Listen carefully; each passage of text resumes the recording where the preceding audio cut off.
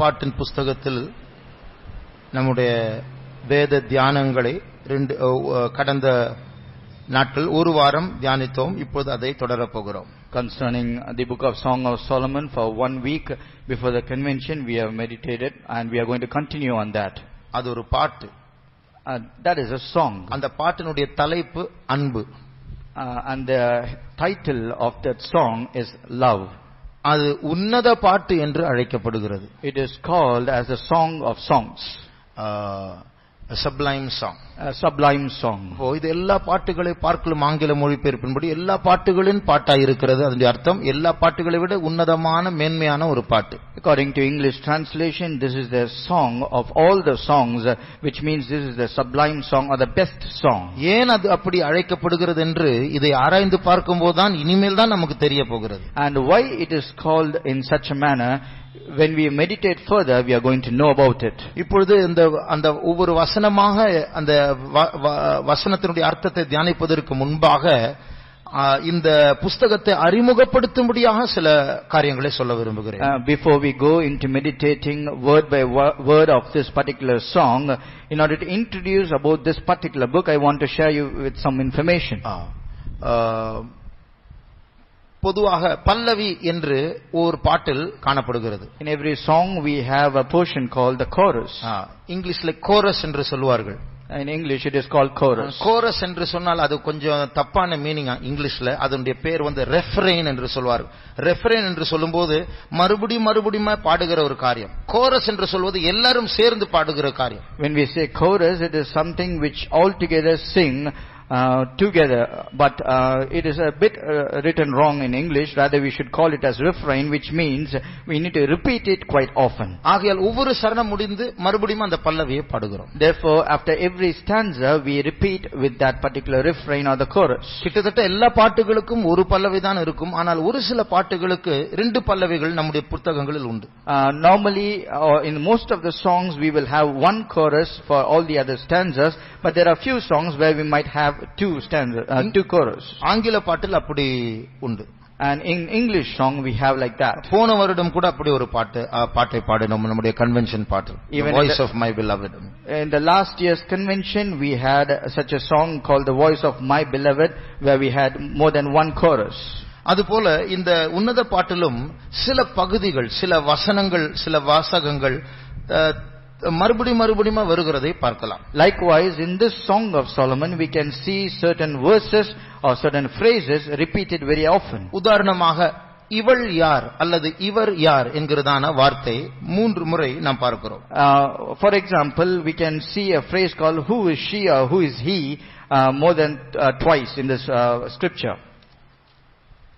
3ஆம் அதிகாரம் 6ஆம் வசனம் வாசி. Let's read Song of Solomon chapter 3 and verse 6. வெள்ளை போலத்தினாலும் சாம்பிராணியினாலும் வர்த்தகருடைய சகல கந்தகப்பொடியினாலும் உண்டாகிய வாசனையை வீசி தூபஸ்தம்பங்களை போல் வனாந்தரத்திலிருந்து வருகிற இவர் யார்? இவர் யார்? Who is this? 6ஆம் அதிகாரம் 10ஆம் வசனம் வாசி. 6:10. சந்திரனை போல் அழகும் சூரியனை போல் பிரகாசமும் கொடிகள் பறக்கும் படையை போல் கெடியும் உள்ளவளாய் அருணோதயம் போல் உதிக்கிற இவள் யார்? 8ஆம் அதிகாரம் 5ஆம் வசனம் வாசி. 8 verse 5. தன் நேசர் மேல் சார்ந்து கொண்டு வனாந்தரத்திலிருந்து வருகிற இவள் யார்? இவள் யார்? இந்த வார்த்தை 3 முறை பார்க்கிறோம். We can see this phrase repeated at least three times. அதேபோல எருசலேமின் குமார்த்திகளை உங்களை ஆணையிடுகிறேன் என்கிறதான வார்த்தையை நாம் பார்க்கலாம். Likewise it is also written, I swear by you Jerusalem, verse 2:7, I charge ye, O daughters of Jerusalem. 2ஆம் அதிகாரம் 7ஆம் வசனம். எருசலேமின் குமாரத்திகளே, எனக்கு பிரியமானவளுக்கு மனதாகும் மட்டும் நீங்கள் அவளை விழிக்க பண்ணாமலும் எழுப்பாமலும் இருக்கும்படி வெளிமான்கள் மேலும் வெளியின் மறைகள் மேலும் உங்களை ஆணையிடுகிறேன். 3:5.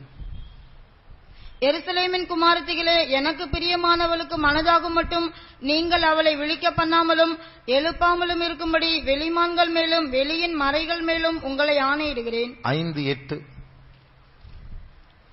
எருசலேமின் குமாரத்திகளே, என் நேசரை கண்டீர்களானால் நான் நேசத்தால் சோகமடைந்திருக்கிறேன் என்று அவருக்கு சொல்லும்படி உங்களை ஆணையிடுகிறேன். 8:4. எருசலேமின் குமாரத்திகளே, எனக்கு பிரியமானவளுக்கு மனதாக மட்டும் நீங்கள் அவளை விழிக்க பண்ணாமலும் எழுப்பாமலும் இருக்க உங்களை ஆணையிடுகிறேன். உங்களை ஆணையிடுகிறேன் எருசலேம் குமாரத்திகளே. இந்த வார்த்தைகள் மறுபடியுமா நாம் பார்க்கிறோம். We see that this phrase, I charge you, O daughters of Jerusalem, being repeated again and again. ஆகிய இது இரண்டு பல்லவிகளை போல இந்த புஸ்தகம் இந்த ஒரு பாட்டில் காணப்படுகிறது. It is found in this particular book as if it is two chorus. அது மாத்திரமல்ல, not just that, உன்னத பாட்டு 4ஆம் அதிகாரத்திலும் 5ஆம் அதிகாரத்திலும் ஒரு விசேஷித்த ஒரு குறிப்பிட்ட வார்த்தை நாம் பார்க்கிறோம். அது வேற எங்கேயும் அந்த பாட்டில் வருகிறதில்லை. And in chapter 4 and chapter 5 of Song of Solomon we read about a particular word which is not found anywhere else, and that is a special word. என் சகோதரியே, என் மணவாளியே. My sister, my spouse. 4:9 வாசிங்க. என் இருதயத்தை கவர்ந்து கொண்டாய், என் சகோதரியே, என் மணவாளியே. 10ஆம் வசனத்தை வாசிங்க.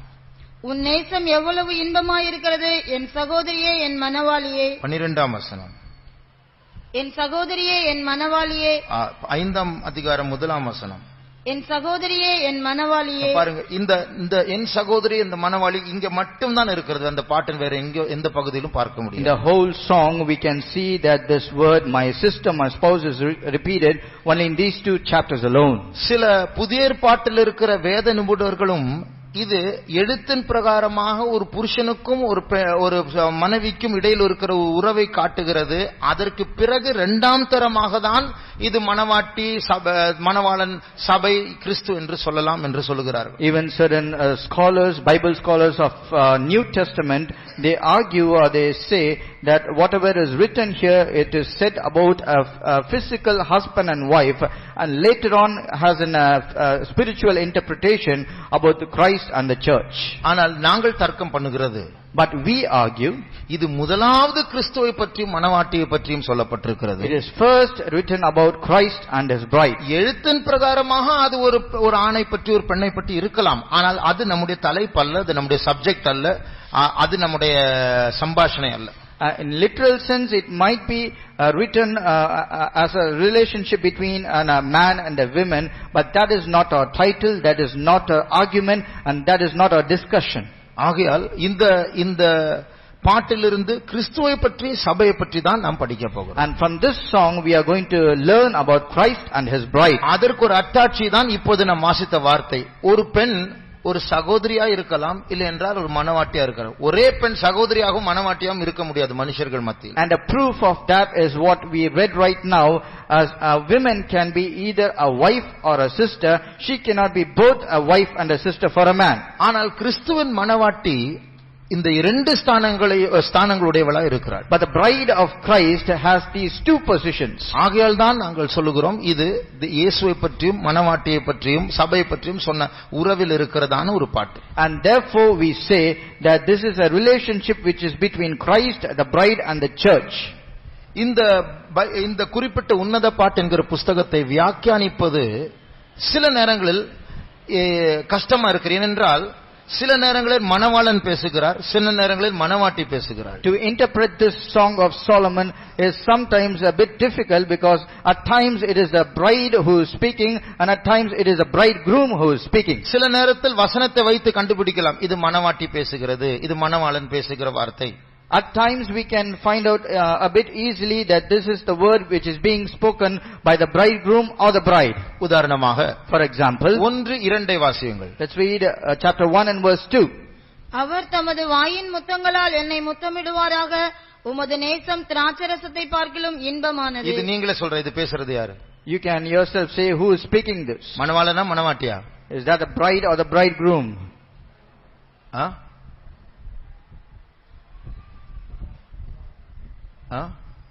சொல்லுங்க, பேசுறது யார்? ரொம்ப ஈஸி. அவர் என்னை முத்தம் செய்வாராக என்று சொன்னால் பேசுகிறது அவள். Because it is said let him, which means it is the bridegroom who is speaking. 2ஆம் அதிகாரம் 2ஆம் வசனத்தை வாசியுங்கள். Chapter 2 and verse 2. முள்ளுகளுக்குள்ளே லீலி புஷ்பம் எப்படி இருக்கிறதோ அப்படியே குமாரத்திகளுக்குள்ளே எனக்கு பிரியமானவளும் இருக்கிறாள். இது சொல்றது யாரு? Who is speaking this? மணவாளன் சொல்லுகிறார். This is the bridegroom. அடுத்த வசனத்தை வாசியுங்கள். காட்டு மரங்களுக்குள்ளே கிச்சிலி மரம் எப்படி இருக்கிறதோ அப்படியே குமாரருக்குள்ளே என் நேசர் இருக்கிறார். இது சொல்கிறது யாரு? மணவாட்டி. பாருங்க, ஒரே வசனம், அடுத்த வசனம் வேற யாரு மாறி மாறி பேசுறான். It is the same chapter, but the next verse is spoken by the bride, and the following verse was spoken by the bridegroom. அப்போ இரண்டாவது வசனம் மணவாளன் பேசுகிறார், மூன்றாம் வசனம் மணவாட்டி பேசுகிறாள். The second verse is spoken by the bridegroom, and the third one by the bride. அப்ப முதல் வசனம் பேசுகிறது யார்? But who is speaking the first verse? வாசிங்க. நான் சாரோனின் ரோஜாவும் பள்ளத்தாக்குகளின் லீலி புஷ்பமுமாய் இருக்கிறேன். இது சொல்றது யாரு? அது எப்படி சொல்றீங்க? How can you say that? இரண்டாம் வசனம் மணவாளன் பேசுகிறார், மூன்றாம் வசனம் மணவாட்டி பேசுகிறாள். ஒரு வசனத்திலேயே மாற்றம் வருகிறது. அப்போ முதல் வசனம் மணவாளன் பேசுகிறான் எப்படி சொல்லும்? சாரோனின் ரோஜாவே பள்ளத்தாக்கின் லீலியேன் பாட்டு பாடுறதுனால அது மணவாளனை பற்றி, அதனால இது பாட்டு இங்கேயும் தான் வரணும், பாட்டுல இருந்து இது வரக்கூடாது. Second verse is spoken by the bridegroom, the third one spoken by the bride. But how can we derive or say that the first one is spoken by the bridegroom? And we should not assume that from the song which we sing, but rather we need to take quote from this verse and then we have to sing. ஆகையால் அந்த முதல் வசனம் நான் சாரோனின் ரோஜா பள்ளத்தாக்கின் lily என்று சொல்லுகிறது யார் என்று இப்போ எனக்கே தெரியாது. அந்த வசனத்துக்கு வரும்போது பார்ப்போம். And the first verse which is saying, I am the rose of Sharon and the lily of the valleys, even I myself do not know at this moment, but when we come to meditate that verse, then we will know. இந்த உன்னத பாட்டினுடைய அமைப்பு, அதாவது இது வைக்கப்பட்ட இடம் என்று சொல்லும்போது பிரசங்கிக்கு அடுத்த புத்தகமாக வைக்கப்பட்டிருக்கிறது. The position of the Song of Solomon, the entire book has been kept next to the book of Ecclesiastes. பிரசங்கி எழுதினது சாலமோன் தான், உன்னத பாட்டு எழுதினதும் சாலமோன் தான். And Ecclesiastes was written by Solomon, and the same Solomon wrote the Song of Solomon also. ஆனால் இந்த உன்னத பாட்டு பிரசங்கி புத்தகத்துக்கு அப்புறம் வைக்கப்படுகிறது ஒரு பொருத்தமான ஒரு இடம்தான். And to place this Song of Solomon after the book of Ecclesiastes is a very apt one. காரணம் என்னவென்றால் பிரசங்கியின் புத்தகம் இந்த பூமியில் உள்ளதான வாழ்க்கை எவ்வளவு மாயையானது என்று எடுத்து காட்டுகிறது. Because the book of Ecclesiastes is speaking about how the life on this earth is full of vanities. இந்த பிரசங்கியின் புத்தகத்துடைய ஸ்டார்டிங்கே ஒரு சலித்து போன ஒரு மனுஷன் பேசுகிற வார்த்தையா இருக்கிறது. The very beginning of the book of Ecclesiastes is a word spoken by a very frustrated man. வாசியங்கள் 1-2 வாசியங்கள். Let's read chapter 1 and verse 2. தாவீதின் குமாரனும் எருசலேமின் ராஜாவுமாகிய பிரசங்கியின் வாக்கியங்கள் மாயை மாயை எல்லாம் மாயை என்று பிரசங்கி சொல்லுகிறான். மாயை மாயை எல்லாம் மாயை, 3 முறை மாயை என்று வாசிக்கிறோம் தமிழில். In Tamil we read that everything is vanity thrice. ஆனால் இங்கிலீஷ்ல 5 முறை வருகிற அந்த வார்த்தை. In English rather it is mentioned 5 times. வாசியங்கள். Saith the preacher, vanity of vanities, all is vanity. 5 முறை. அதாவது ஒருத்தர் வேண்டாம் அப்படின்னு சொல்றதுக்கும் வேண்டாம் வேண்டாம் வேண்டாம் சொல்றதுக்கும் ஒரு வித்தியாசம் இருக்கு. There is a difference when a person says no, and rather when he stresses on that and keeps on repeating no and no. ஒரு சலித்து போய் உலகத்தில் உள்ளதான எல்லா இன்பங்களை அனுபவித்து திரும்பி வீட்டுக்கு வந்து இந்த புக்கை எழுதுகிறார். மாயை மாயை மாயை மாயை எல்லாம் மாயை. After experiencing all the pleasures of the world, coming back to his home, he is writing everything is vanity and all is vanity. சூரியனின் கீழ் என்கிறதான அந்த வார்த்தையை இந்த புத்தகத்தில் 27 முறை அவர் எழுதுகிறார். And in this particular book for 27 times he is mentioning underneath the sun all is vanity. எல்லாமே சூரியனின் கீழ இருக்கிற எல்லாமே வேஸ்ட், எல்லாமே மாயை தான். He is saying underneath the sun everything is vanity, everything is a waste. இப்படி சொன்ன பிறகுதான் உன்னத பாட்டை எழுதுகிறார். After saying all these things, then he writes the Song of Solomon. பூமியில் ஒரு பக்கத்தில் எல்லாம் மாயா இருந்தாலும் இந்த பூமியில் இருக்கிற மனுஷர்கள் இந்த பூமியில் இருக்கிற இன்பங்களை தேடினால் எல்லாமே மனதுக்கு சஞ்சலமும் மாயும் விருதாவாய் இருக்கும். ஆனால் உன்னத பாட்டு சொல்லுகிறது உன் திருப்தி கிறிஸ்துவில் தான் இருக்கிறது. And if you go in search of all the pleasures of the world, everything is vanity, and you go after the pleasures of the world, everything is a sorrow for your heart, but rather when you seek after God, you have a real and a true love. Satisfaction is only in Christ. Satisfaction is only in Christ. இந்த உன்னத பாட்டு அதற்கு ஒரு பதிலாக பிரசங்கின் புஸ்தகத்தினுடைய மாயே மாயே மாயே என்கிறதான வார்த்தைக்கு பதிலாக இருக்கிறது.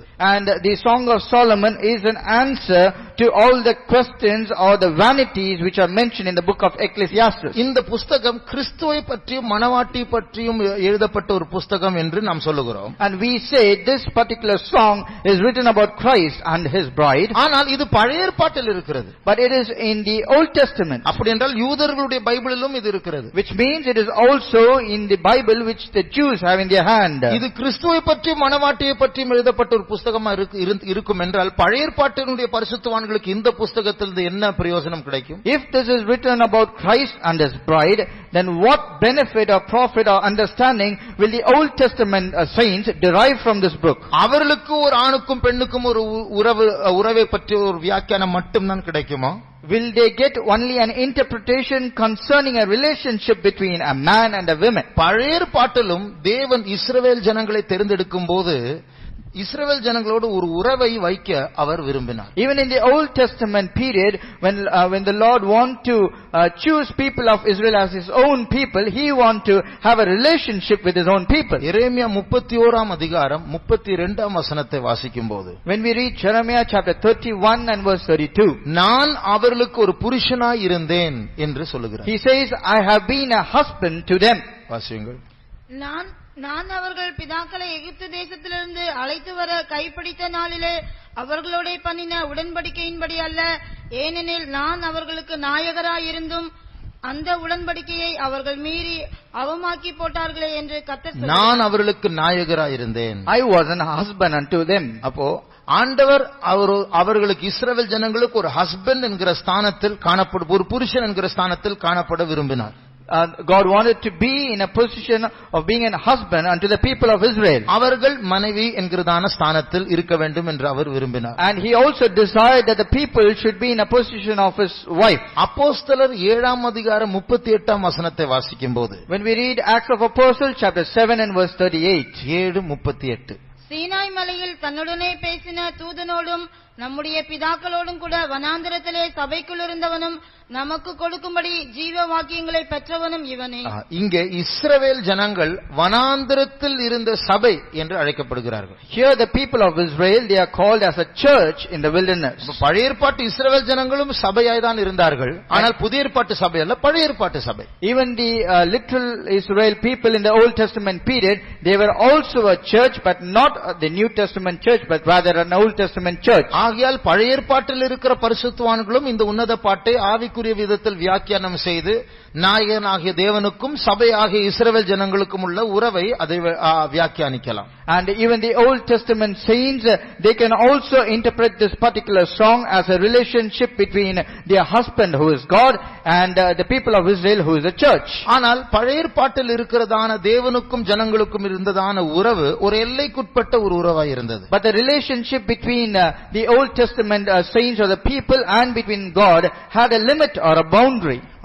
ஏனென்றால் அவர்களுடைய பழைய ஏற்பாட்டு புஸ்தகத்தை பார்த்தால், வெளியரங்கமாய் பார்த்தால் நியாயப்பிரமாணம் தான் இருந்தது. இதற்குள் இருக்கிற உறவை பார்க்க வேண்டும், அன்பை பார்க்க வேண்டும் என்றால் அதற்கு அதிக ஒரு ஞான திருஷ்டி, அதாவது ஒரு ஆழமான ஒரு பார்வை வேண்டும். If you go about the books of the Old Testament period, outwardly it always spoke about law, and if at all you want to go deeper and you have to find the love of God hidden in that, you have to have a manifold wisdom. உதாரணமா 10 கற்பனைகளை பார்க்கும்போது, for example, let us take the 10 commandments. இப்படி பண்ணக்கூடாது, இப்படி பண்ணக்கூடாது, இப்படி பண்ணக்கூடாது, இப்படி பண்ணக்கூடாது, இதுதான் 10 கற்பனைகள். And all the 10 commandments says you should not do this, you should not do this, you should not do this. யாரா இருக்கட்டும், ஓவரா ரூல்ஸ் பேசினா எல்லாருக்கும் ஒரு சலிப்பு வந்துரும். Let it be any person, if you give them too much of rules, they will be frustrated. ஆனால் இயேசு இந்த பூமியில் வந்தபோது, but when Jesus came on this earth, இந்த 10 கற்பனைகளை அவர் இரண்டாய் மாற்றி விட்டார். he changed the 10 commandments into 2. தேவனோடு இருக்கிற அன்பு, மனுஷர்களோடு இருக்கிற அன்பு. The love with God and the love with men. முதல் 4 கற்பனைகளை எடுத்தால் அது தேவனோடு சம்பந்தப்பட்ட காரியம். செய்யாதே செய்யாதே செய்யாதே. அந்த செய்யாதே என்று சொன்னால் வெளியரங்கமாக சட்டங்களா இருந்தாலும் அதற்கு பின்னாடி தேவனோடு இருக்கிற உறவை வெளிப்படுத்துகிறது. Take the first 4 commandments of the 10 commandments. It is related to God. It says you should not do this and you should not do that. which means when you do not do that, in the background it says a relationship which you have with God. 5ஆம் கற்பனையிலிருந்து 10ஆம் கற்பனை வரைக்கும் பார்த்தால் அது மனுஷனோடு சம்பந்தப்பட்ட செய்யாதே என்கிற பிரமாணங்கள். வெளிரங்கமாய் பார்த்தால் 6 ரூல்ஸ் இருக்கிறது, சட்டங்கள். ஆனால் ஆழமாய் பார்த்தால் அது பிறரோடு இருக்கிற அன்பு. If you take the next commandment, the next 6th one of the 10 commandments, right from the 5th one, it says the do's and don'ts with men. Outwardly they are just rules, but inwardly they are a relationship with God and men. ஆனால் இஸ்ரவேல் ஜனங்களுக்கு அந்த கற்பனைகளுக்கு பின்னாடி இருக்கிற அன்பை, உறவை அவர்களால் கண்டுபிடிக்க முடியவில்லை. But for the people of Israel, they were unable to find out the love which is hidden behind all these rules. பழைய ஏற்பாட்டிலும் கிறிஸ்து மறைந்திருந்தார். Even in Old Testament, Christ was hidden in every place. பழைய ஏற்பாட்டு தீர்க்கதரிசிகளுக்குள் கிறிஸ்துவின் ஆவி இருந்தது என்று 1 பேதுரு 1ஆம் அதிகாரத்தில் வாசிக்கிறோம். And even inside the saints of the Old Testament, the prophets, it is mentioned that the spirit of Christ was hidden in them in 1 Peter chapter 1. ஆனால் அந்த கிறிஸ்துவின் ஆவி அவர்களுக்குள் இருந்தது. வேதத்திலும் பழைய ஏற்பாட்டு வேதத்திலும் கிறிஸ்து மறைந்து இருக்கிறார். ஆனால் அநேகருக்கு மனதில் முக்காடு இருந்தது என்று பைபிள் சொல்லுகிறது. ஆகையால் அவரை கண்டுபிடிக்க முடியவில்லை. And in the scripture also in the Old Testament Christ was hidden, and the spirit of Christ was also hidden in the prophets, but the scripture says because they had a veil in their mind, they were unable to find him out. ஆனால் புதிய ஏற்பாட்டில் பார்க்கும்போது, but when we consider the New Testament, இந்த உறவு ஒரு வித்தியாசமான ஆழமான உறவாக இருக்கிறது. ஆகையால் தான் உன்னத பாட்டில் தேவனுக்கும் நமக்கும், இயேசுவுக்கும் நமக்கும் இருக்கிறதான ஆழமான ஒரு உறவை நாம் கண்டுபிடிக்க போகிறோம். And in the New Testament, this relationship is something very unique and special and very deeper, and that is why we are going to find out the deeper relationship and the love which the bride has with Christ through the Song of Solomon. இன்னும் ஒரு காரியத்தை சொல்லி 2ஆம் வசனத்தை நாம் தியானிப்போம். After mentioning one more point, let us meditate the second verse. இதில் 2 schools of thought, அதாவது இந்த உன்னத பாட்டை பற்றி இதை ஆராய்ச்சி செய்கிறவர்கள் 2 அபிப்பிராயம் உள்ளவர்களா இருக்கிறார்கள். And the people who research after this book of Song of Solomon, they have 2 schools of thoughts. ஒரு கூட்டத்தார் சொல்லுகிறார்கள் இது சாலமோனுக்கும் அவர் நேசித்ததான சூலமித்தியாள் என்கிற பெண்ணுக்கும் இருக்கிறதான ஒரு உறவை வெளிப்படுத்துகிறதான ஒரு பாட்டு. One group of people or the scholars or critics, they say this is about the relationship between King Solomon and the women named Shunammite. It is written about all those things. இரண்டாவது கூட்டத்தார் சொல்லுகிறார்கள் அல்ல, இது சாலமன் ஒரு பெண்ணை நேசித்தார், ஆனால் அந்த பெண்ணோ ஒரு ஷெப்பர்ட், ஒரு இடையனை நேசித்தார். And the second group of people, they say King Solomon, he loved a particular woman, but rather that woman, she loved a shepherd. அதனால அந்த சாலமன் அந்த இடையனிலிருந்து இவளை பிரிக்க அவளை இழுக்க முயற்சி செய்கிறாள். இந்த பாட்டில் அதை பார்க்கலாம் என்று சொல்லுகிறார்கள். And they say in order for King Solomon to separate that particular woman from the relationship with that particular shepherd, he is singing this song in order to woo her love.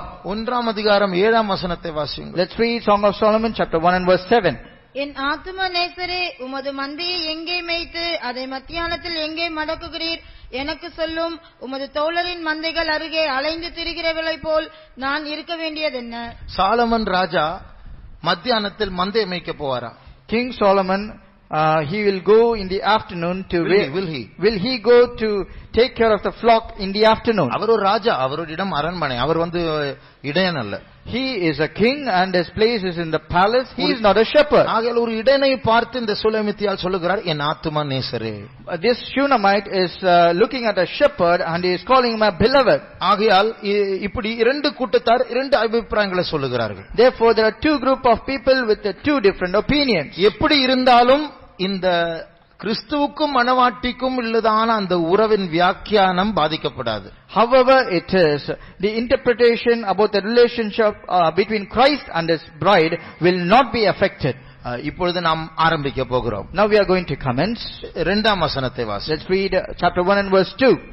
அவர் தமது வாயின் முத்தங்களால் என்னை முத்தமிடுவாராக. உமது நேசம் திராட்சரசத்தை பார்க்கிலும் இன்பமானது. இதுதான் நாம் தியானிக்க போகிற முதல் வசனம். This is the first verse which we are going to meditate. இங்க ஒரு வினோதமான ஒரு ஆரம்பத்தை பார்க்கிறோம். We see a very strange starting or a beginning.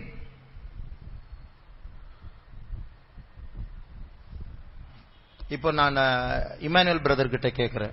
Now I'm asking Brother Emmanuel, அவர்கிட்ட ஃபோன் பண்ணீங்களா? have you phoned to him?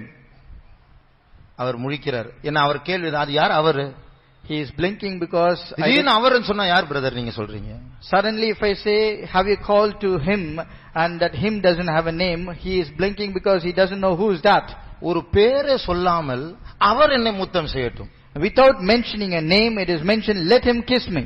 இதுதான் உன்னத பாட்டு. And this is Song of Solomon. இது நமக்கு கேள்விக்குறியா இருக்குது. ஒருத்தரை பத்தி சொல்லாமலே திடீர்னு அவர் என்று சொன்னா என்ன அர்த்தம்? அர்த்தமில்லாத பாட்டு தான் உன்னத பாட்டு. We are in confusion just saying without mentioning a name, let him kiss me, and this is the Song of Solomon. Therefore it is a confusion for us. இதே மாதிரி ஒரு ஸ்திரீ சொன்னாள். Likewise a woman also said. யோவான் 20ஆம் அதிகாரம் 15ஆம் வசனத்தை வாசியுங்க. Let's read John chapter 20 verse 15. இயேசு அவளை பார்த்து, ஸ்திரீயே, ஏன் அழுகிறாய்? யாரை தேடுகிறாய் என்றார். அவள் அவரை தோட்டக்காரர் என்று எண்ணி, அவள் அவரை தோட்டக்காரன், இயேசு என்று தெரியாது, தோட்டக்காரன் எண்ணி, ஐயா, நீர் அவரை எடுத்துக்கொண்டதுண்டா? நீர் அவரையா? அவர் யாரு? அவரை. இத உன்னதப்பட்ட ஆரம்பிச்ச மாதிரி தான். நீர் இயேசுன்னு ஒருத்தர் அடக்கம் பண்ணிருக்காங்க இந்த இடத்துல, அவரை எடுத்துக்கொண்ட கொஞ்சம் சொல்லுங்க. அப்படிதான் நான் சொல்லணும். திடீரென்று அவரே என்று சம்பந்தம் இல்லாமல் மரியாளும் சொல்லுகிறாள். Assuming Jesus to be a gardener, not knowing who is he, she also says, have you taken him, without mentioning who is he. மறுபடியும் வாசிங்க. Let's read once again. ஐயா, நீர் அவரை எடுத்துக்கொண்டு போனதுண்டானால் அவரை வைத்த இடத்தை எனக்கு சொல்லும், நான் போய் அவரை எடுத்துக்கொள்வேன் என்றார். அப்ப இயேசு கேட்டிருக்கணும், யாரை பற்றி சொல்றீங்க? Then Jesus would have questioned her, saying, about whom are you speaking? ஆனா இயேசுக்கு சப்ஜெக்ட் தெரியும். இவ யாரை தேடி வந்தான் இயேசுக்கு தெரியும். Jesus very well know of whom she came seeking after. இப்படி யார் சொல்லுவாங்க? இப்படி திடீர்னு ஆளை சொல்லாம அவரை என்று திடீரென்று உடனடியா யார் சொல்லுவார்கள்?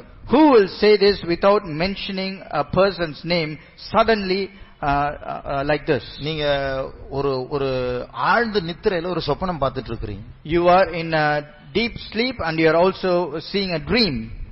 அந்த சொப்பனத்துல அப்படியே மூழ்கிட்டீங்க.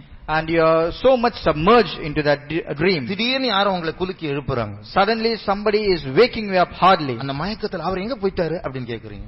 And in that subconscious mind you are suddenly asking, where did he go? அப்படி சிலத்துல நமக்கு நடக்குது இல்லையா? Sometimes such thing happens to us, isn't it? அந்த அர்த்தம் என்ன?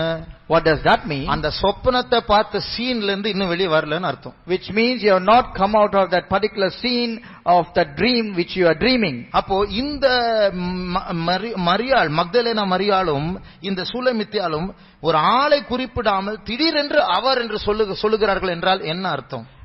Here also Mary Magdalene and the Shunammite women, without mentioning the name of the person, they just say him. What does that mean? பாட்டு 2ஆம் வசனத்தில் ஆரம்பிக்கிறது. ஆனால் இந்த சூலமித்தியாளுக்கு ஏற்கனவே அவர் மனதில் இருக்கிறார். அந்த மனதில் இருக்கிற அவரோடு மூழ்கி இருக்கிறதுனால ஏற்கனவே அவர் சப்ஜெக்டில் இருக்கிறார். அதை மறந்து விட்டு இன்னொரு ஆள் கிட்ட நான் பேச போறேன், அவரை ஃபர்ஸ்ட் அறிமுகப்படுத்தணும் சொல்லாம அவர் என்று ஆரம்பிக்கிறார். The song commences from verse 2, but even before the song could commence, this Shunammite woman is having somebody in her mind. She is thinking about him. She is so much submerged about him that is why she is just without mentioning the name says, let him. இந்த மக்தலேனா மரியாளை பாருங்க. Consider Mary Magdalene. அவள் ஒரு ஸ்திரீ. She is a woman. அவள் போகிறது காலை நேரத்துல. And she is going early in the morning. இருட்டோட. When it's still dark. அவள் போகிறது வேற கூட யாருமே இல்ல, தனியாய் போகிறாள். Nobody is accompanying her. She is going alone. அவள் போகிறது கல்லறை தோட்டம். And she is going to a sepulchre. யாராவது ஒரு ஸ்திரீயை அந்த டைம்ல தனியா கல்லறை தோட்டத்தில் போறதை பார்த்தா என்ன சொல்லுவாங்க? If somebody sees a woman going in the dark in the early hours of the morning to the sepulchre alone, what will somebody say? பிசாசு பிடிச்சவங்க, வேசிங்க, இவங்க தான் அப்படி போவாங்க. Only those who are demonized or prostitutes, they might go like this. ஆனால் இவள் she is absorbed with Jesus. இவள் இயேசுவினால் சூழப்பட்டு மனதெல்லாம் இயேசுவினால் கவரப்பட்டு அவள் இதெல்லாம் அந்த மானத்தை பிரச்சனை தனிமை எல்லாம் உணராம அவர் எங்கே அதனால தான் அந்த தோட்டக்காரனை பார்த்தபோது அவர் எங்கே என்று சொல்லுகிறார். She is so much absorbed in Jesus and her mind was fully engulfed about Jesus. Her thoughts and everything is about Jesus, and therefore she never considered all the shame or any other things or what people will say, and therefore she went early in the hours of the morning to the person and thought he is a gardener and he is asking where is he. இங்கிலீஷ்ல நாம் பாடுகிறோம் Jesus is all the world to me. என் உலகமே இயேசுதான் என்ற ஆங்கிலத்தில் நம்முடைய பாட்டு புக்குள்ள ஒரு பாட்டு உண்டு. We have a song in our English song book that Jesus is all the world to me. நிறைய பேர் இருந்தா ஒரு ஆளை குறிப்பிட்ட அவர் என்று சொல்லி அவரை அறிமுகப்படுத்தணும். ஒருத்தர் அவர்தான் என்று சொன்னால் அவர் என்று சொன்னால் தப்பில்லை. And if there are so many people in a particular place, then if you have to mention a particular person, you have to take a name. But if there is only one person and if you call him without his name, it is okay. அதுதான் உன்னத பாட்டு. And that is the sublime song. இந்த பாட்டை AV சாலமோனுக்கு கொடுத்ததே நம்முடைய ஆண்டவர் தான். And the Lord is himself who gave in the mind of King Solomon this particular song. இந்த பாட்டை ஆரம்பிக்கும் போதே மணவாட்டி தான் பேசுகிறார். But right in the beginning of the song, it is the bride who is speaking. ஆகையால் நாம் இப்படி யூகிக்க வேண்டும். Therefore we have to imagine like this. ஆண்டவர் ஒரு பாட்டை நமக்கு கொடுத்து உன்னத பாட்டுங்கிற பாட்டை பைபிள் எழுதி முதலாவது நம்மை ஆரம்பிக்க சொல்லி நீ இப்படி என்னிடத்தில் சொல்லு என்று நம்மை ஏவுகிறார். The Lord, he himself has given a sublime song called the Song of Solomon in our hands, and he is asking us, you first begin the song, looking at me, you have to sing like this. And நம்முடைய இங்கிலீஷ்ல ஒரு வார்த்தை இருக்கு, obsession. தமிழ்ல சொன்னால் பைத்தியம் என்று சொல்லலாம். அதாவது ஒரு ஆளை பற்றி ஒரு பைத்தியம், எப்பொழுதும் அவங்களே நினைக்கிறது, பேசுறது, சிந்திக்கிறது, வரையிறது, கனவு பார்க்கிறது, சந்தோஷப்படுறது.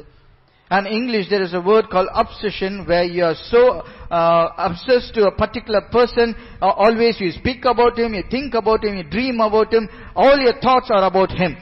இந்த இயேசுவை பற்றி இந்த மணவாட்டிக்கு இப்படி ஒரு பைத்தியம் இருக்க வேண்டும் என்று இயேசு எதிர்பார்க்கிறார். And Jesus is expecting that his bride should be so much mad or obsessed about him. அப்ப இந்த சுலமித்தியாளுக்கு அவர் என்று சொன்னால் ஒருவர் தான், அவளுடைய வாழ்க்கையிலே வேற யாருமே கிடையாது. அவர் என்று சொன்னால் உங்களுக்கு புரியணும், நான் அவர் சொன்னா அவர்தான். And for the Shunammite women, she had nobody else. When she is mentioning him, it is just one person, and you have to understand that. நாம் வைத்திருக்கிற புக்குக்கு இங்கிலீஷ் பேர் Bible. And the English name of the book which we have in our hand is called Bible. இது Greek Latin பாஷையிலிருந்து பிப்லியான் என்கிறதான வார்த்தையிலிருந்து எடுக்கப்பட்ட ஒரு வார்த்தை. This is a word which has been derived from a Greek Latin word called biblion. அதனுடைய அர்த்தம் book. The meaning of that original word is book. அப்போ நம் கையில் வைத்திருக்கிறது உண்மையான பேர் book, the book. And the Bible which we have in our hand, the original name of the Bible is the book. அப்ப மற்றதெல்லாம் book இல்லையா? Which means if is not the other books called books. ஆண்டவரை பொறுத்தவரையில book என்று சொன்னால் Bible தான். But for God, when we say book, it is Bible alone. அதே போல சூலமித்தியாளை எடுத்தால் அவர் என்று சொன்னால் அவர்தான். Likewise, if we consider Shunammite women, if she says him, it is God.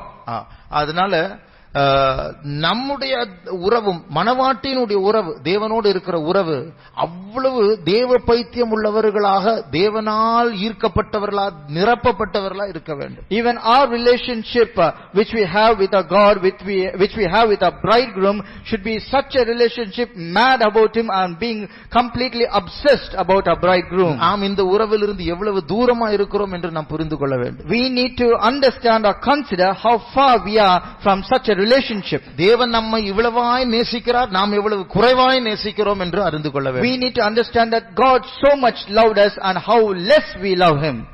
இரண்டாவது, secondly, மறுபடியும் இந்த வசனத்தை வாசி. Let's read this verse again. அவர் தமது வாயின் முத்தங்களால் என்னை முத்தமிடுவாராக, உமது நேசம் திராட்சரசத்தை பார்க்கிலும் இன்பமானது. முத்தம் என்று சொல்வது அது ஒரு அன்பின் வெளிப்படுத்தல், ஒரு அன்பின் செயலா இருக்கிறது. When we say a kiss, it is an expression of love. ஒரு அன்பை காட்டுவதற்கான ஒரு செயல். And in order to manifest or show forth a love, it is an expression. ஆனால் அது வேற ஒரு காரியத்தையும் செய்கிறது. But it also does one another thing. அது யார் முத்தமிடப்படுகிறார்களோ அவருடைய அன்பை அது தூண்டி விடுகிறது. And of who is being kissed, he is also Their love is aroused. Their love is also aroused. அப்போ அது அன்பை வெளிப்படுத்துகிறது, அன்பை தூண்டி விடுகிறது. அதுதான் முத்தம். It is an expression of love as well as it is kindling or arousing the love of the person who is being kissed. இயேசுவுக்கும் நமக்கும் இடையில் இருக்கிறதான உறவில் எழுத்தின் பிரகாரமான முத்தம் இல்லை. And the relationship which we have with Lord Jesus, there is no literal form of kiss. 2 சங்கீதம் 12ஆம் வசனத்தில் இயேசுவை பற்றி அங்க சொல்லப்பட்டிருக்கிறது, குமாரனை முத்தம் செய்யுங்கள் என்று சொல்லப்பட்டிருக்கிறது. About Jesus it is written in Psalms chapter 2 verse 12, let us kiss the face of our son.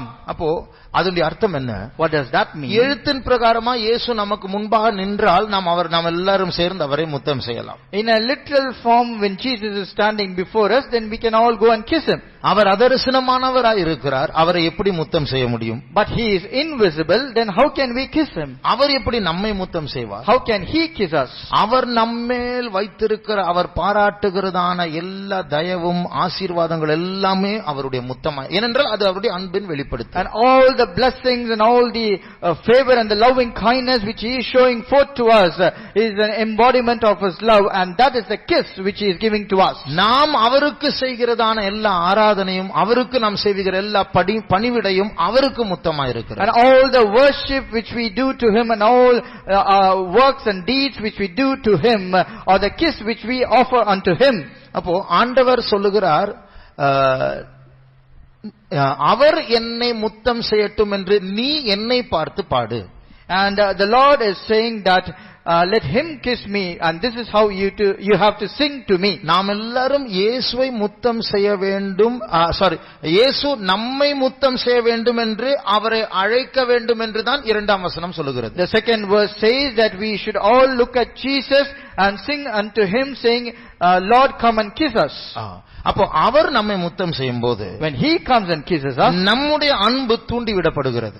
Our love is kindled or aroused. அப்ப இதிலிருந்து நமக்கு புரிகிற ஒரு காரியம் என்னவென்றால், நம்முடைய அன்பு குறைவானதா இருக்கிறது. ஆகையால் இயேசு நம்மை பார்த்து சொல்லுகிறார், நான் உன்னை முத்தம் செய்யும்போது நீ என்னிடத்தில் வந்து கேள்.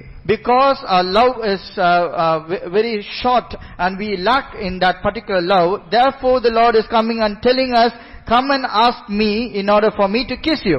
சில நேரத்தில் ஆண்டவர் நம்முடைய ஜீவிதத்தில் செய்கிற அதிசயங்கள், sometimes all the wonders which the Lord is doing in our life, நம் ஜெபத்தை அவர் நம்முடைய ஜெபங்களை கேட்டு பதில் அளிக்கும்போது, sometimes when he is answering all the prayers which we make, நம்முடைய பிரச்சனைக்கு சரியான ஒரு வார்த்தையோடு அவர் நம்மோடு பேசும்போது, and when he speaks with a right kind of word for all the problems which we face, நமக்கு கண்ணீர் வரும், we will have tears, நமக்கு அபிஷேகம் வரும், we will get an anointing. அதுதான் முத்தம். And that is his kiss. அப்ப ஆண்டவர் நம்மை முத்தம் செய்யும் அந்த சமயத்துக்கு ஏற்ற அந்த ஆறுதல், அந்த வார்த்தை, அந்த ஆச்சரியம், அந்த கேள்விக்கு பதில், அதுதான் அவருடைய முத்தம். And when we say the Lord is kissing us, we will get a timely answer and a timely comfort and a blessing and an anointing. That is his kiss to us. ஆண்டவர் நம்மை எத்தனையோ முறை முத்தம் செய்திருக்கிறார். The Lord has kissed us many a time.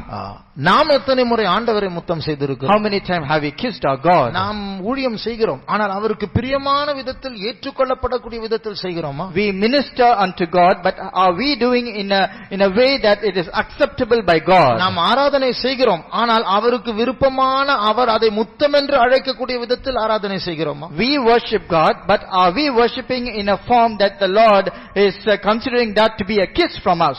ஆகையால் நம்முடைய குறைவு மாற வேண்டும் என்றால் முதலாவது அவர் நம்மை முத்தம் செய்ய வேண்டும். Therefore, for our shortcomings to be taken away from us, first of all he has to kiss us. அவர் நம்மை முத்தம் செய்து கொண்டுதான் இருக்கிறார், ஆனால் அதை உணர வேண்டும். In fact, he is always kissing us. We have to understand that he is doing that. ஆண்டவர் அன்றாட ஜீவியத்தில் எத்தனை முறை தேவன் நம்மை முத்தம் செய்கிறார் தெரியுமா? அதை உணராமல் இருக்கிறோம் கடின இருதயத்தின் நிமித்தம். Do you know how many times even in one single day the Lord is kissing us, but because we are hard-hearted we are unable to understand that. ஆகையால் ஆண்டவருடைய முத்தங்களை உணர தேவன் நம்முடைய மனதை பலப்படுத்துவாராக.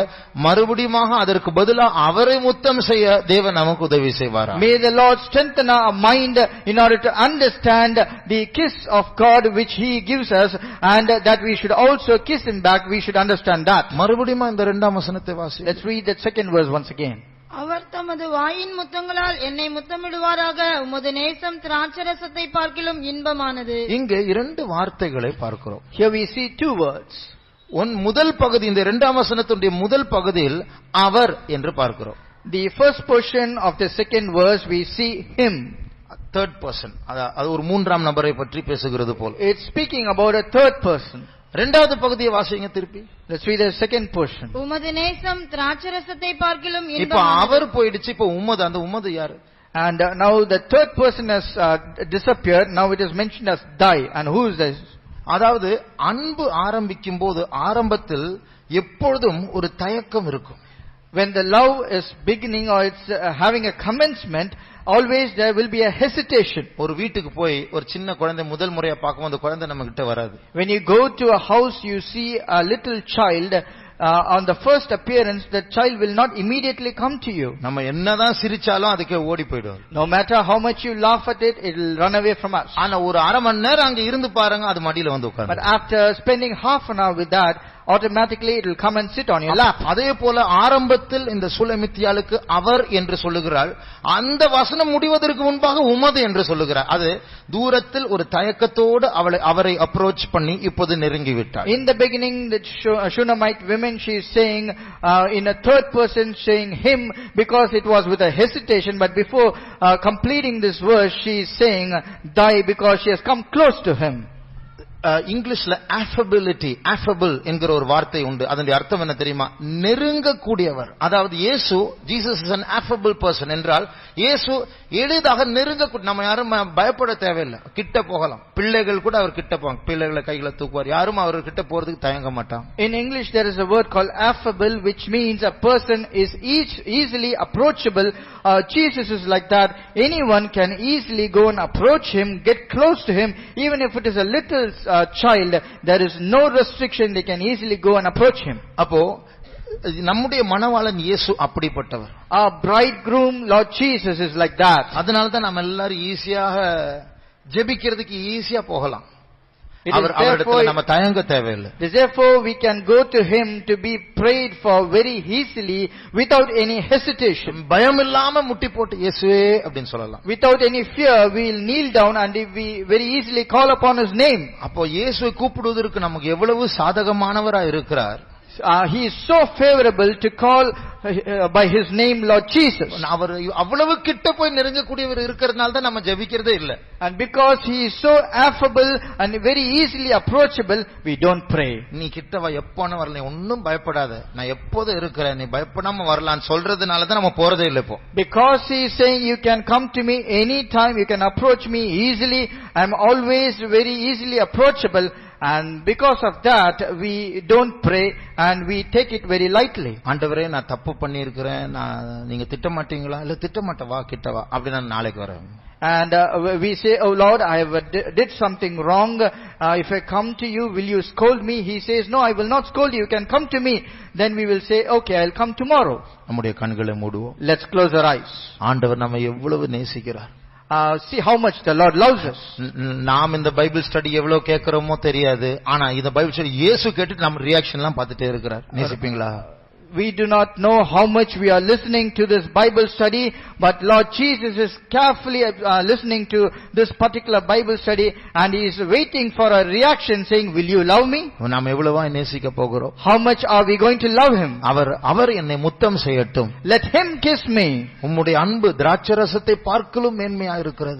Your love is better than the wine. ஆகவே இந்த உன்னத பாட்டு என்கிறதான புத்தகத்தை நாம், அந்த பாட்டை நாம் படிக்கும் பொழுதே தேவனுக்கும் நமக்கும் உள்ள இருக்கிறதான அந்த கேப் குறைந்து கொண்டே இருக்க வேண்டும். When we meditate this book, the Song of Solomon, when we go deeper and deeper, the gap between us and Jesus should diminish. ஒருவேளை இது நம்முடைய சபையில் நாம் படிக்க போகிற கடைசி பைபிள் ஸ்டடியா இருக்குமோ?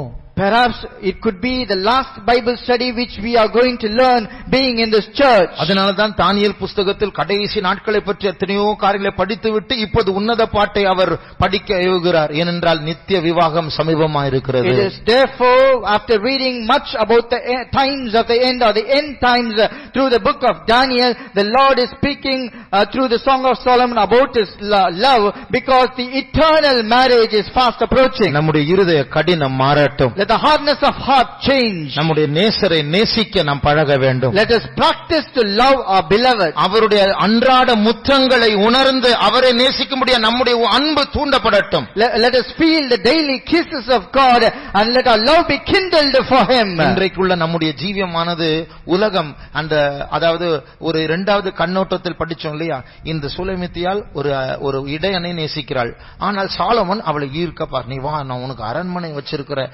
இந்த இடையனுக்கு என்ன பெட் இருக்கு, என்ன ஒரு குடிசை தான் இருக்கு, ஒரு டென்ட் தான் இருக்கு. நான் உனக்கு அரண்மனை வச்சிருக்கிறேன், என்னுடைய படுக்கையை பார், நான் நிறைய சென்ட் எல்லாம் வச்சிருக்கேன், வா அப்படி எல்லாம் கூப்பிடுறார். இவளுக்கு எனக்கு இடையன் தான் வேண்டும். And when we consider the life of the people of this present world, it is like unto the second group of people where they mention that it is between, even though King Solomon is loving the Shunammite women, but she doesn't want to go be with him in the palace where she has all the comfort, but rather she wants just a shepherd. அப்போ இது போல உலகம் நம்ம ஈர்க்கிறது. Likewise, the world is also attracting us. நிறைய offer நமக்கு கிடைக்கும், பெரிய மேன்மையானவர்களாய் மாறும்படியாக. In order to become most honorable, it will give us many attractive offers. Jesus கிட்ட போனா நமக்கு விரும்புற பணம் கிடைக்காது. If you go to Jesus, you cannot get the desired money. சொசைட்டில இருந்து கொஞ்சம் இறங்கி வரதான் சொல்லுவார். He will ask you to go a little down in the society. ஆனால் இந்த சூலமித்தியாளுக்கு அந்த இடையன் தான் வேண்டும். But for the Shunammite women, she want that shepherd. இந்த உலகத்தின் மேன்மை எனக்கு வேண்டாம். I do not want the honor of this world. இந்த இடையன், இந்த இயேசு என்னை முத்தம் செய்யட்டும். Let this shepherd, Lord Jesus, let him kiss me. ஆகிய நம்முடைய வாழ்க்கையும் ஒரு உன்னத பாட்டாய் மாறட்டும். Let our life should also become that sublime song. நம்முடைய இருதயத்தை பரிசுத்த ஆவியானவருக்கு ஒப்பு கொடுப்போமா. Let us give a heart to the Holy Spirit of God. நம்முடைய இருதய கடினத்தை மாற்றி அந்த மணவாளன் இயேசுவுக்கு ஏற்ற இருதயமாய் மாற்றுவது இந்த பரிசுத்த ஆவியானவருடைய வேலையாய் இருக்கிறது. To change our hardened heart and to change the heart to be a desirous one to that bridegroom, it is the work of the Holy Spirit. அவரே என்று சொன்னாலே யாரை பற்றி நான் சொல்லுகிறேன் என்று மற்றவர்கள் புரியத்தக்கதாக அவரே என் உலகமாய் மாறட்டும். When we say just him without mentioning a name, the world should understand that I am mentioning about that beloved Christ. உன் தேவனாகிய கர்த்தரை நீ முழு இருதயத்தோடு, முழு பலத்தோடு, முழு ஆத்துமாவோடு, முழு மனதோடு அன்பு கூறுவாயாக. Let you love your God with all your heart, with all your strength and with all your soul. இதுதான் முதல் கற்பனை. And this is the first commandment. இதுதான் மணவாட்டிக்கு கொடுக்கப்படுகிற முதல் கற்பனை. And this is the first commandment given to the bride. அந்த முதல் கற்பனையை நாம் நிறைவேற்றாமல் மற்ற எதை போய் கேட்டா, எனக்கு கொஞ்சம் பண பிரச்சனை இருக்கு ஆண்டவரே, எனக்கு சரியான வேலை கிடைக்கல, எனக்கு சரியான மார்க்ஸ் கிடைக்கல, இப்படி நம்ம கம்ப்ளைண்ட் பண்ண போய் ஆண்டவர் திருப்பி கேட்பார், முதல் கற்பனையை கைக்கொள்கிறாயா? If you do not follow and observe the first commandment and do it according to that, not loving God, you go and stand before him and say, I have a problem of money, I couldn't get good marks, I am without a job, then the Lord will ask you in return, have you followed the first commandment? நம்முடைய காரியத்தை சாதிக்கிறதுக்கு மட்டும் இயேசு use பண்ணுகிற அந்த சுயநல தன்மை மாறி போகட்டும். Just using God for our own will and our selfishness, let us throw away that selfishness. மறுபடியும் இயேசு அவருடைய மணவாளனுடைய ஸ்தானத்திற்கு வருவாராக. Once again, let Lord Jesus come to his position of being our bridegroom. இயேசுவின் வாழ்க்கையின் மணவாளன் என்று ஏற்றுக்கொள்ளுகிற கரங்களை உயர்த்துவோமாக. Those who accept and give away, saying, may Lord Jesus be my bridegroom, put up your hand. சாலமோனை போல இந்த உலகம் நம்மை ஒருவேளை இழுத்துக் கொண்டிருக்கலாம். Like Solomon, maybe this world is trying to attract us towards it. ஆனால் மறுபடியும் பைபிள் ஸ்டடிக்கு வந்து எனக்கு இயேசு போதும் என்று சொல்ல கர்த்தர் நம்மை பலப்படுத்தி இருக்கிறார். But once again the Lord has brought us into this Bible study to say, Lord Jesus is enough for me. நம்முடைய இயேசு சிம்பிளான சாதாரணமான எளிமையானவர், எனக்கு அவர் போதும் என்று சொல்லி கரங்களை உயர்த்தி இருக்கிறோம். அவர் சந்தோஷப்படுகிறார். We have put up our hands saying, my Lord Jesus is very simple and very humble and he is enough for me, and the Lord is happy to see your hands. நாம் கைகளை தூக்குறோமே, இது நாம் அவருக்கு கொடுக்கிற முத்தம். we lifting up a hand is the kiss which we offer unto him. அப்பொழுது அவருடைய அன்பு எழும்புகிறது. Then his love is kindled for us. கண்டிப்பாய் திரும்பி நம்மை அவர் முத்தம் செய்வார். Surely he will kiss us in return. அந்த அன்பு, அந்த முத்தத்தில் நித்திய ஆசீர்வாதம் இருக்கிறது. And in that kiss there is an eternal blessing. அவரை நாம் முத்தம் செய்வோம், அவர் நம்மை முத்தம் செய்யட்டும். மாறி மாறி செய்ய அன்பு பெருகும். கிறிஸ்துவின் அன்பை விட்டு என்னை பிரிப்பவன் யார்? Let us kiss him and let him kiss us in return. And by kissing us each other, let there be a love abounding in us. And who shall separate us from the love of Christ? Ora siptana mankaram tidam kalamana tiramam shamaka tidam karamani amtira. Thank you Lord. Stotram Yesue, Stotram Yesue, Stotram Jesus. Thank you Jesus. இயேசுவின் பின்னே போகத் துணிந்தேன், இயேசுவின் பின்னே போகத் துணிந்தேன், இயேசுவின் பின்னே போகத் துணிந்தேன்.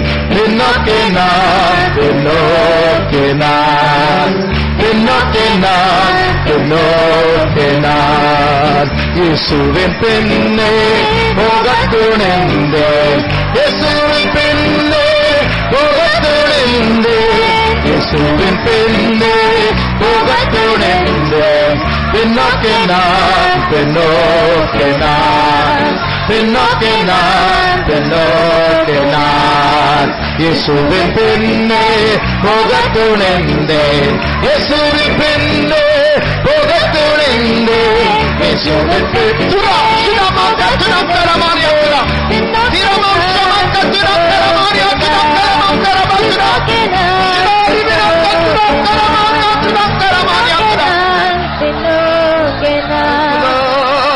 Bakara shida makara mana sabara bakala tida. Tida marabala kara tira makara tura shabankara mana. Thank you Jesus. Thank you Jesus. Tuda bau shabaka tida kara bakala bani am tuda. Thank you Jesus. We praise. Nandri Yesue. Nandri Yesue.